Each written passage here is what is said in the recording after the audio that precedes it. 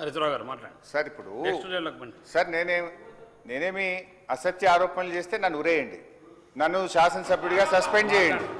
నేను చెప్పిన దాంట్లో నిజం ఉంటే చర్యలు తీసుకోండి. I'm speaking with official data with documents. ఇప్పుడు తప్పు నాదైతే నన్ను ఉరేయండి, లేదు తప్పు దీనికి బాధ్యులు ఎవరు, రాష్ట్ర ఖజానాకు కొల్లగొట్టింది ఎవరు, రాష్ట్ర ఖజానాకు రావాల్సిన డబ్బులను అన్యాయంగా అక్రమంగా క్రషర్లు నడిపి ఎవరైతే నడుపుతున్నారో వాళ్ళనే చర్య తీసుకోండి.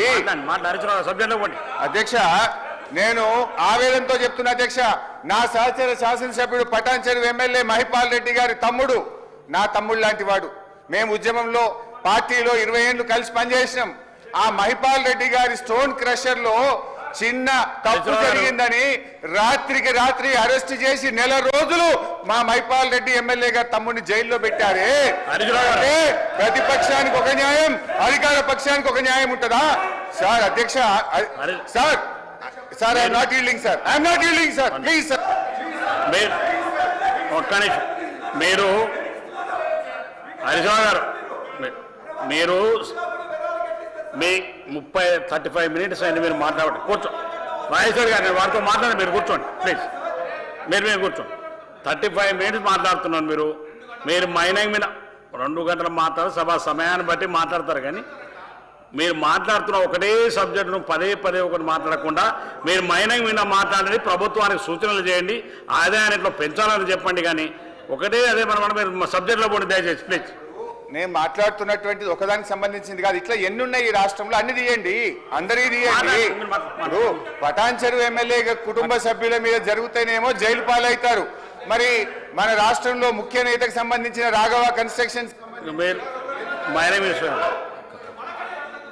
అధ్యక్ష, ఇట్లా ఎగ్జాంపుల్స్ తీసుకుంటే చాలా ఎగ్జాంపుల్స్ ఉన్నాయి. టీఆర్ఎస్ టైంలో సిరిసిల్లాలో శాండ్ మాఫియా ఎంత నడిచింది అధ్యక్ష. అక్కడ నెరలలో అప్పుడు చాలా శాండ్ మాఫియా 700 కోట్ల నుంచి 1000 కోట్లు చేసిందంటే ఇన్ని వందల కోట్ల రూపాయలు టీఆర్ఎస్ హయాంలో అన్నీ కూడా అయినాయి. మేము ఆల్రెడీ చెప్పినాము, ఏదైతే ఉందో ఎంక్వైరీ చేసి చట్టం ప్రకారంగా నిర్ణయాలు తీసుకుంటాం. ఏంటి మినిస్టర్ గారు? అధ్యక్ష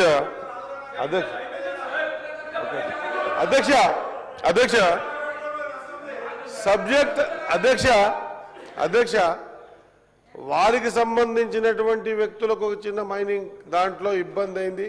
ఆ మైనింగ్ ఇబ్బంది అయింది కాబట్టి మేము కూడా టార్గెట్ చేసి దీన్ని మైనింగ్ సంబంధించిన విషయంలో ఒక పెద్ద కంపెనీ పేరు పెద్ద వ్యక్తులు ఇన్వాల్వ్మెంట్ చేస్తే ఏదో వస్తారనుకుంటే తప్ప అధ్యక్ష. ఒకసారి గత 10 సంవత్సరాలు చూస్తే అధ్యక్ష, ఒకవేళ ఎగ్జాంపుల్గా చెప్తా ఉన్నా అధ్యక్ష, మక్తల్ కానీ మా దేవరకథలు కానీ మా నియోజకవర్గాల ఉస్కా తెల్ల ఉస్కా హైదరాబాద్ డిమాండ్ అయితే అధ్యక్ష నమ్మాలి, రికార్డు తీసి చూడండి అధ్యక్ష. ఆఖరికి ఎంతవరకు అంటే డే అండ్ నైట్ కాదు అధ్యక్ష.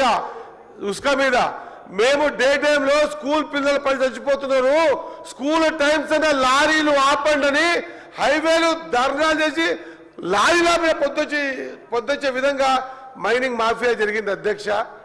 మాట్లాడేటోడు లేకుండే అధ్యక్ష, సిస్టమ్ చేస్తూ ఉండే అధ్యక్ష. నేను ఆన్ రికార్డు మాట్లాడుతున్నా అధ్యక్ష.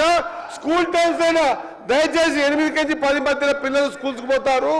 ఆ పిల్లలు వాళ్ళ బస్సులు లారీల కింద పడి చచ్చిపోతారేమనేటువంటి సందర్భంలో రోడ్డెక్కి ధర్నాలు చేసి ఆపే పరిస్థితి వచ్చిండే అధ్యక్ష గతంలో. ఇప్పుడు అట్లా ఏం లేదు అధ్యక్ష.